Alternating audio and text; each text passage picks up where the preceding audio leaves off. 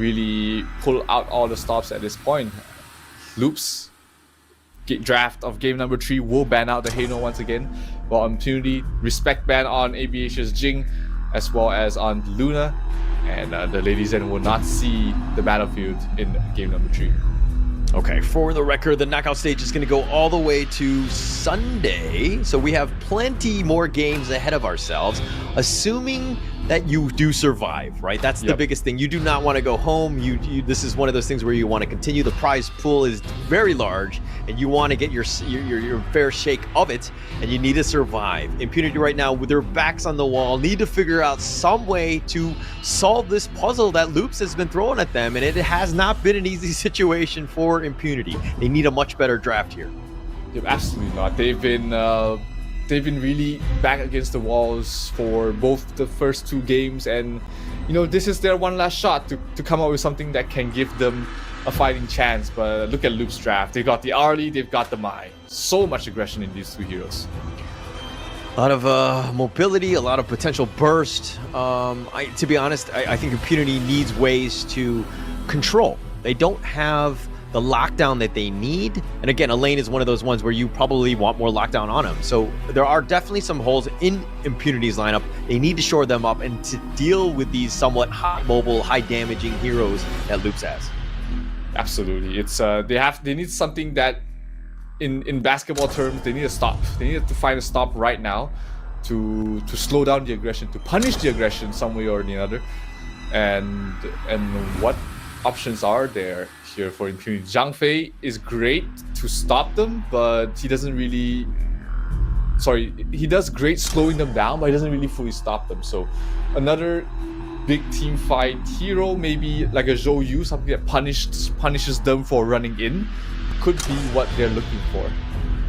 Yeah. They're gonna have to figure out, like, their initiations haven't been great. They've been very reactive to what Loops has been doing. I mean, basically, in simple terms, I think that the initiator, when they take that fight, they will have an advantage, right? People on the enemy team will not be in the right position, all these things. But, as the initiator, if you're like, hey, we're going to go, then everybody's going together, then, you know what I mean? Like, it's going to be a much better initiation, so you have that advantage. Yeah, they need something to go along those lines here for Impunity, whether it is to have a good counter or just a better initiation. So your favorite hero. This guy's selected. Dune. I mean, the numbers don't lie. Dunn has had a spectrum of successes. He's looked really great, and also looked really terrible in some games. But I think in this draft alone, it does fit into what Loops is trying to do. Fast tempo, fast pace. You got a jungle which provides stuns, who doesn't need a lot of farm, and can really increase the tempo of your team. So Dunn, in that sort of pigeonhole, there's no other hero like Dunn. But unfortunately, that's the only thing he's really good at. So if Loops is drafting him for that specific purpose, then that's the perfect hero in the jungle for them. Okay. All right. Okay. I mean, Dune has done all right in terms of win rate. I think it's close to like a 53% or something. So, I mean, I can see why there's a little bit of disbelief in him and the potential of it. But I'm looking at this draft now, right, where they finished off Impunity with Menki and Angela. Angela, in my opinion, this is the worst pick going up against that lineup from Loops. You're going to get blown up by Mai, Arlie, and Elaine is going to jump on you with it every single Death at Sunset. Angela's positioning needs to be flawless. Is going to be playing scared almost the entire game. And to be honest, Angela should probably go back to the library. I guess one reason why they pick up the Angela here and not like the Princess Frost or something is that Angela can really punish divers and people get out of position. And with his Blazing Barrage, if she's able to land that skill, that is just such a huge tempo stopper for anyone trying to dive in. So Angela gets a couple of kills early, then you really see that hero start to snowball. She's one of those heroes that really snowballs early if she gets a couple of kills. So Impunity on their last legs of this tournament. Will this be the last time we see them in Season 2, or will they enable us to go to a game number 4. Yeah, okay. Well, you are very positive and Pollyanna, I would say, on the Angela pick. I'm definitely more negative. I think you're going to have a hard time. I think X0, everything is on his shoulders, right? If he's able to get those early kills to kind of get himself started, because if not, he's going to be chased and it's going to be a rough time. As I say this, Wind Slash knocks up Black. He's getting focused in. He can't get away. Wow. He's going to give up first blood, and Sherry will take this one, and already it's looking in the favor of Loops as they take the Azure Golem. I don't even know what they call it right now. Silver lining is that they're trying to steal the Sage Golem away. It does go towards the Zhang Fei, which in the grand scheme of things, nothing is basically achieved there for the side of Impunity. But hey, they got something out of that. But you know, Dunn already has the blue buff, so he's not gonna missing that at all.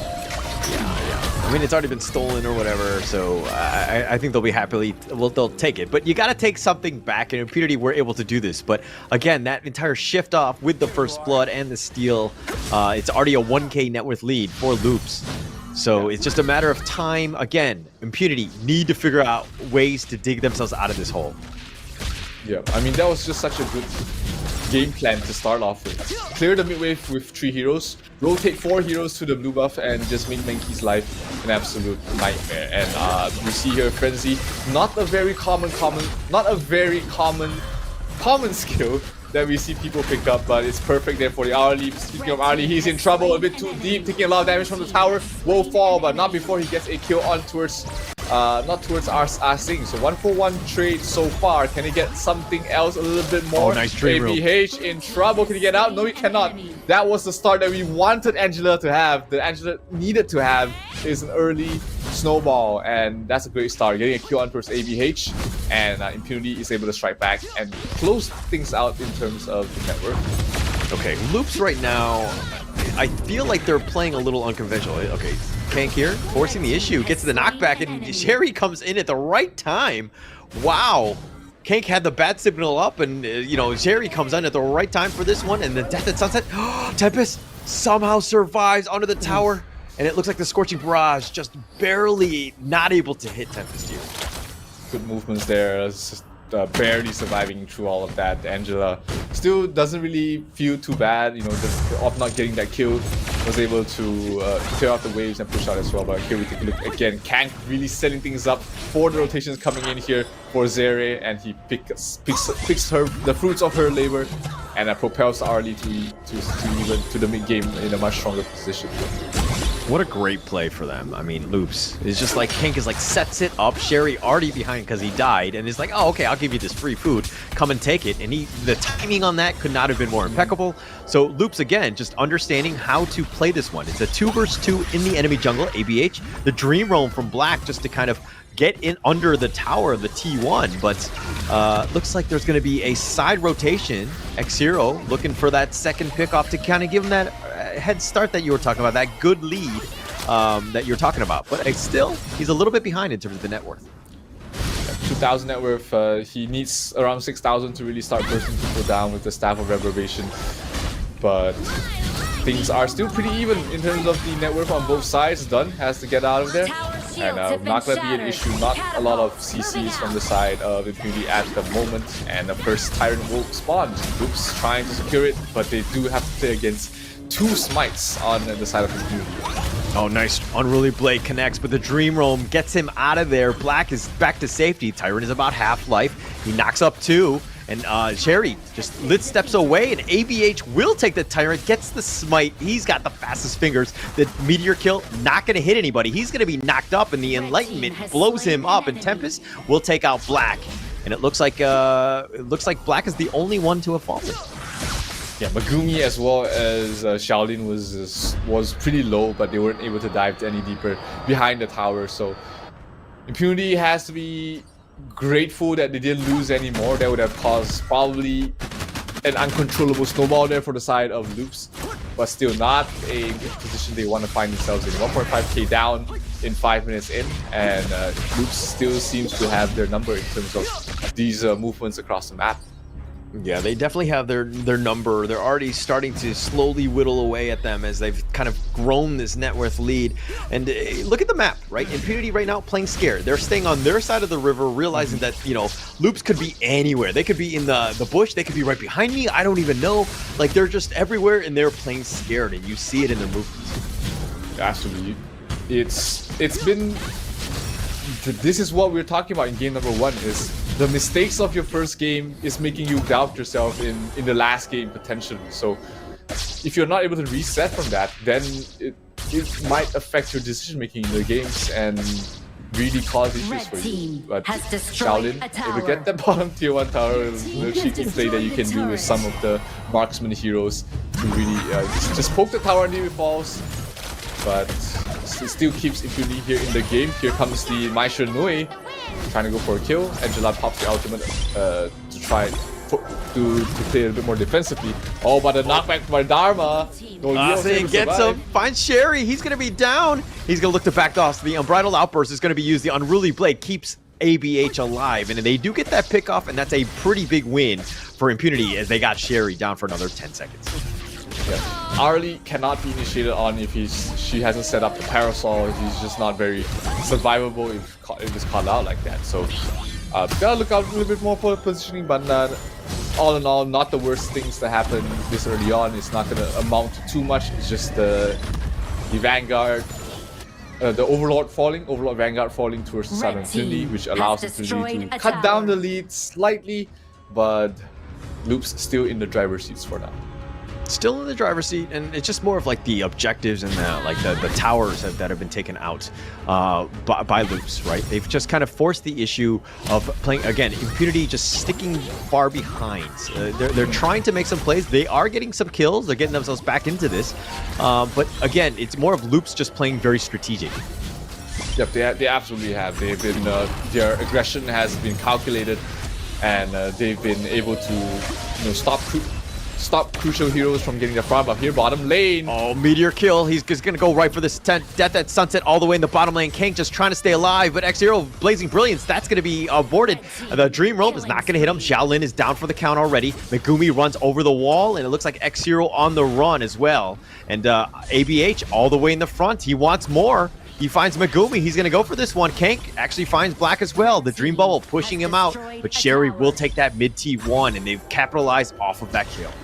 Yep, good engagement there from Loops. They really split up the fights. Everybody was kind of in a small skirmish, and a lane absolutely just feasted on Shaolin, who cannot get away after using up the flash. So getting the mid tier 1 tower, absolutely huge as well for the side of Loops to be able to control your enemy's jungle.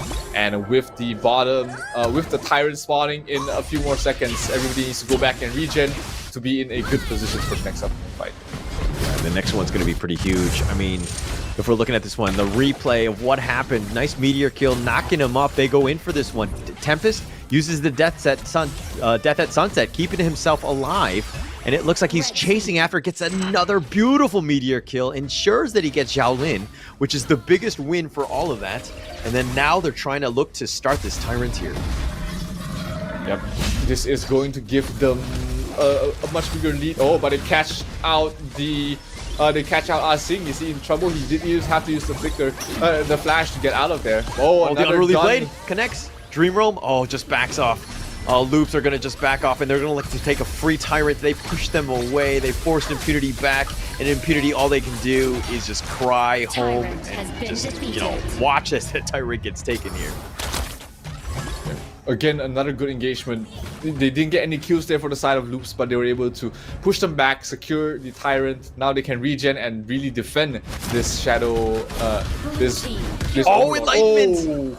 Ajink gives him the truth, throws it down, blows him up. Sherry was like, what just happened?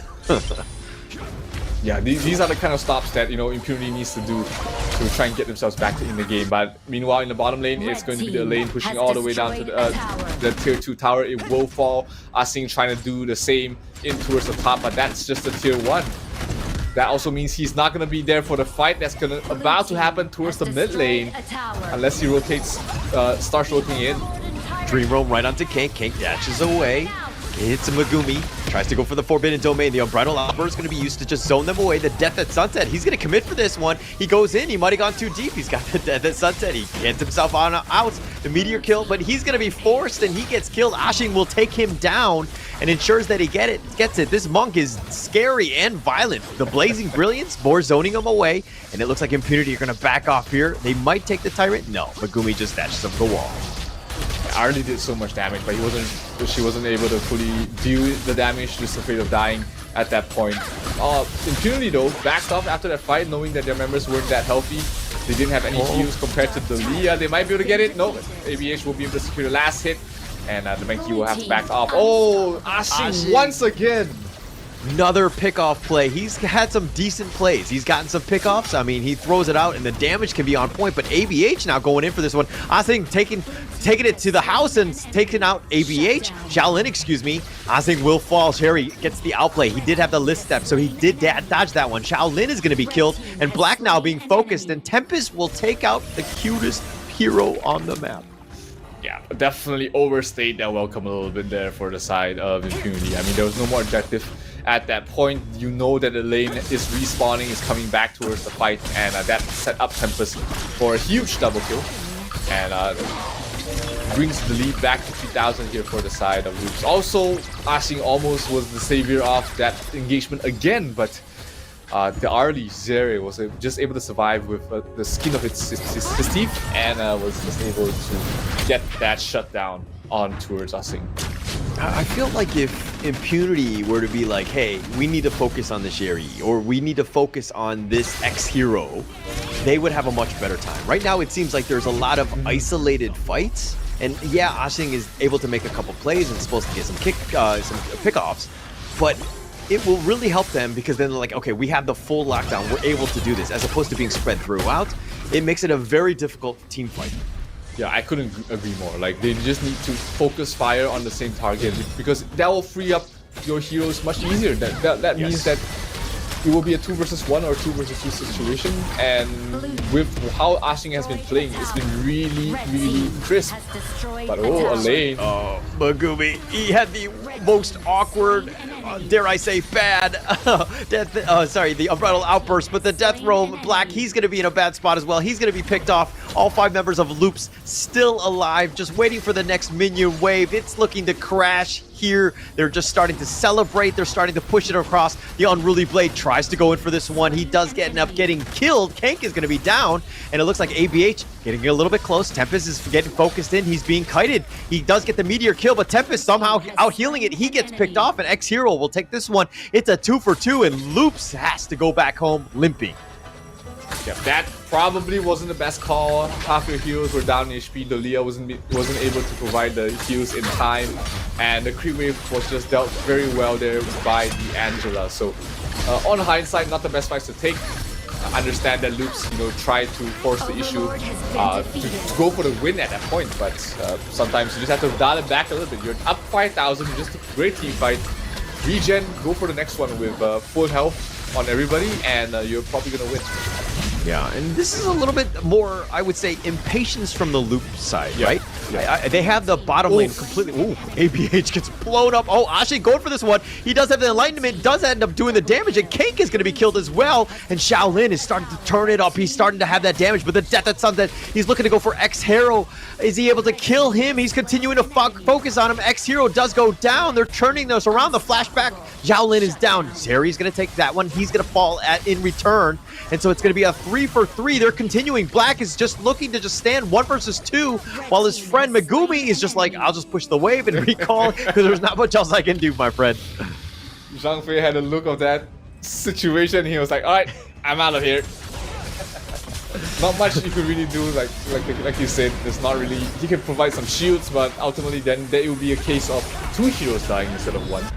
So, in the grand scheme of things, probably the best call was just to recall and just dissuade them from any further pushes. But Loops somehow managing to turn that fight around. They lost 2 heroes at the start of the fight, but the main damage dealers, which are the Arlie as well as Tempest, did not fall, and they were the 2 that were able to provide most of the damage for the cleanup.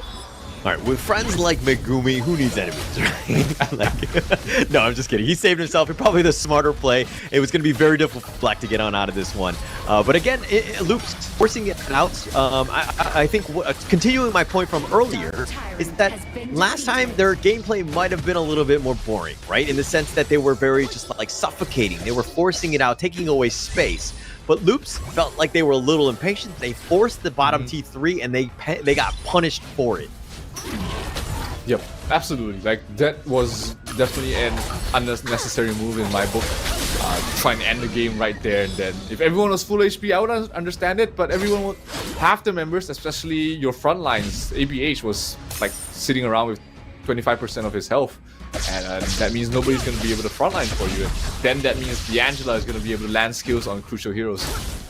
Yeah. But thankfully for Loops, it doesn't seem like that's stopped them so far. It slowed them down for sure, but they're still able to take this fight. Top tier 3 tower dropping really quickly from the damage of the Arlie. That leaves only the mid lane. I think the Bridal Outburst just zoning them away, creating a little bit of space, but the top T3 is already taken out. They've taken the minion wave as well, and Impunity live to see at least the next wave. Yep, Elaine was a bit spread out from the rest of his team, tried to go for a fight against 2 heroes, but just took too much damage. And unless he gets healed up, I don't think that Loops is trying to look for a fight here. Oh, Arlie with the damage from Arlie. Absolutely insane damage. Yep, and here Mankey trying to back away. Oh, Dharma! Ashin gets a kill onto a Zeri. That's exactly what they need, but he pays with his life. Tempest is just too strong at the moment. Here, Deer and Jay are taking a lot of damage. Oh no, it's D'Angela that was taking a lot of damage from the Mai, but 1-for-1 trade so far. I mean, Asing has been holding things down here for Impunity so far, but is it too late? Yeah, I mean, 30 seconds, that's almost like an eternity at this stage. I mean, it's 17 minutes in. Loop's still figuring out ways to just take all the objectives. His net worth lead, yeah, it's only 4K. I mean, kind of getting to the point where, you know, everybody's kind of six-slotted at this point, so not the worst thing in the world, but again, Impunity need to figure out some way to get some sort of pick-off. Turn a fight from a 5-5 to a 5-4, you had that advantage, and this Overlord's going to be pretty massive in terms of just how things are done. Megumi gets run at, he's going to be knocked up, they've got fights throughout. The Blazing Brilliance does have the damage, and Tempest gets bursted down, and that might have been that window of opportunity.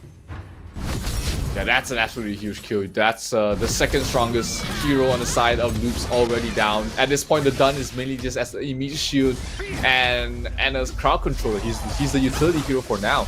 They really need a lane to be the ones threatening the backlines, but this is a dangerous situation right now for Loops. They will lose the Overlord, and the creep waves are going to be fixed here from the side of Impunity. That gives Impunity a shot back in this game and in the series. I mean, it's just all about opportunities. Being able to just have that potential to get back in is a huge issue for Loops. Again, the last game a little bit more boring because there were no opportunities. They were playing much cleaner. We're seeing a more impatient Loops team trying to just force things out. Yes, they have the advantage, and I'm sure that they were like, hey, we just wanted to try to close this out as soon as possible. But Impunity, this is the never say die attitude that they have. They're going to fight this one all the way to the end.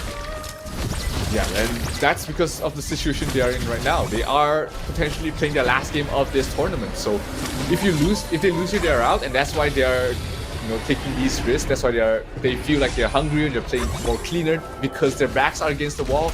They have nothing to lose, and if you're making mistakes against someone like that, a team like that at this moment, you might be punished. Dharma going for the kill, burst it down. And the combination, Kink is going to be killed. They do have this, the Death at Sunset. Tempest is trying to fight 1 versus 3. He gets the meteor kill onto Shaolin. He's trying to focus it out. That's life number 1. He's going to come back. Ashing is down. Death at Sunset one more time, lands it, and Black goes down this time.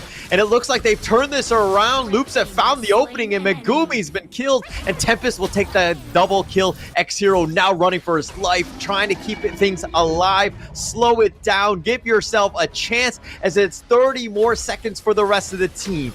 Loops, on the other hand, they want to take this one. You talked about the impatience before. This is that opening. They're ahead of the minion wave. X-Hero is going to miss a couple times. The meteor kill knocks him up. The Blazing Brilliance one last time. X-Hero is down. And with that will be the game. And Loops will move on to the semifinals as they take game 3. Tempest. That play, absolutely huge. Goes straight towards the backline, gets the kill on towards the DNJ, removes basically half the damage